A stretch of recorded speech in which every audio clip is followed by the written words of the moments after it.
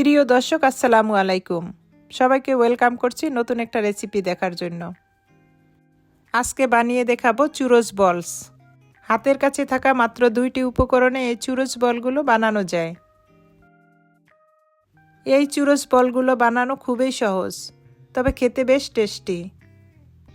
মাত্র 10 মিনিটে এই চুরোস বলগুলো বানানো যায়।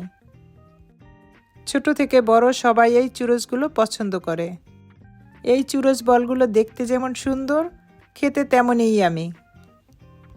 এই চুরোস বলগুলো বানাতে আমাদের কি লাগবে চলুন দেখে নেই। প্রথমে 1 কাপ ময়দা নিব।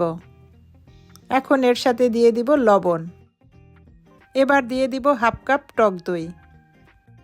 এবার ডোটাকে রেডি করে নিব।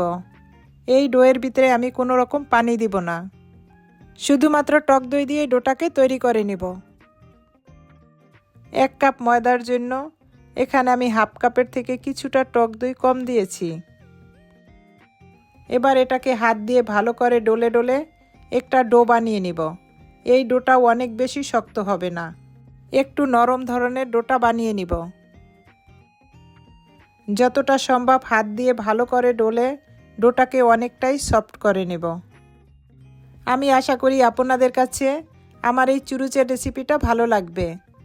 যদি ভালো লেগে থাকে বেশি বেশি শেয়ার করে আমার চ্যানেলটাকে সাবস্ক্রাইব করে রাখবেন, আর বেল বাটনটা অন করে রাখবেন। এরকম নিত্য নতুন রেসিপি দেওয়া মাত্র আপনার কাছে পৌঁছে যাবে। আমি এই ডোটাকে অনেকটা সময় হাত দিয়ে ভালো করে ডলে নিয়েছি। আমার ডোটা দেখেই বুঝতে পারছেন ডোটা কতটা সফট হয়েছে।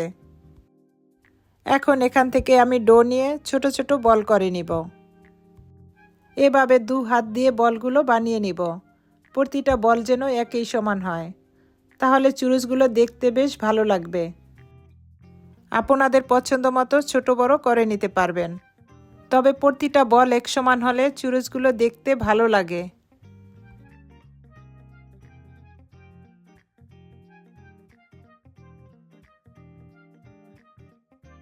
একই পদ্ধতিতে আমি সব চুরুস বলগুলো বানিয়ে নিয়েছি।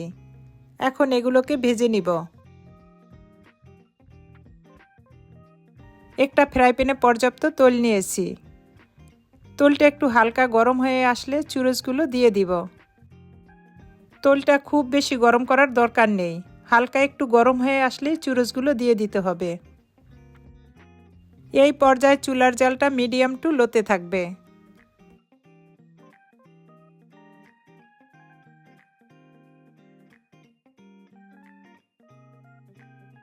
এভাবে সব চুরুসগুলো দিয়ে ফ্রাই প্যানটাকে একটু ধরে এভাবে নাড়া দিয়ে দিব। প্রথম অবস্থায় চুরুসগুলোকে খুব বেশি নাড়াচাড়া করার দরকার নেই। এগুলো আস্তে আস্তে ফুলে এমনিতেই উপরে ভেসে উঠবে। এটা যখন এরকম উপরে ভেসে উঠবে তখন এগুলোকে নেড়ে চেড়ে দিব। এই চুরুসগুলোকে লো হিটে ভেজে নিতে হবে। জালটা বেশি হলে উপরে কালার চলে আসবে আর ভিতর থেকে কুক হবে না। এভাবে নেড়ে চেড়ে এটাকে ভেজে নিব। উপরে একটা সুন্দর কালার চলে আসলে এটাকে নামিয়ে নিব। এর থেকে বেশি ভাজার দরকার নেই। এখন আমি চুরুসগুলোকে তুলে ফেলব।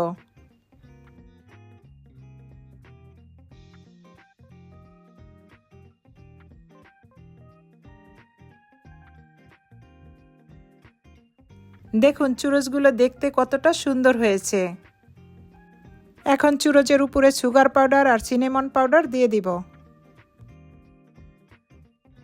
এখন এটাকে হাত দিয়ে নেড়েচেড়ে এভাবে সুগারটাকে লাগিয়ে নিব। আমি এই কাজটা কিভাবে করতেছি আপনারা দেখেই বুঝতে পারছেন।